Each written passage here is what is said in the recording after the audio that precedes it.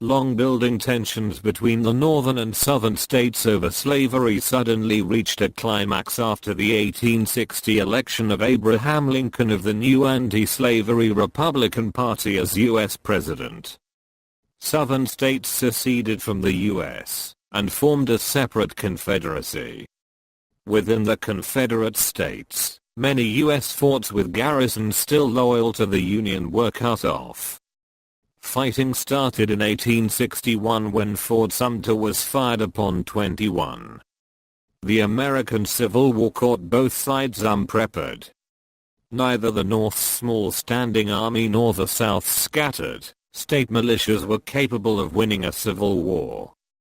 Both sides raced to raise armies larger than any US forces before, first with repeated calls for volunteers, but eventually resorting to unpopular large-scale conscription for the first time in US history.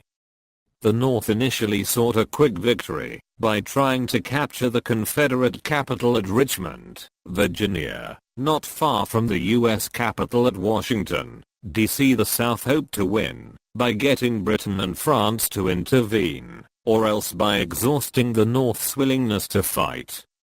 The Confederates under General Robert E. Lee skillfully and tenaciously defended their capital until the very end, while the North struggled to find any general to match.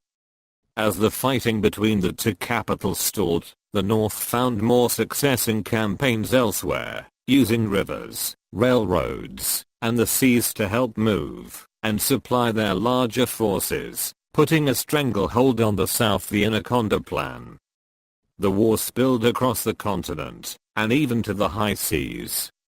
After 4 years of appallingly bloody conflict, with more casualties than all other US wars combined, the North's larger population and industrial might slowly ground the South down. The resources and economy of the South were ruined, while the North's factories and economy prospered, filling government wartime contracts. The American Civil War is sometimes called the first modern war due to the mobilization and destruction of the civilian-based total war, and due to by many technical military innovations involving railroads, telegraphs, rifles, trench warfare, and ironclad warships with turret guns.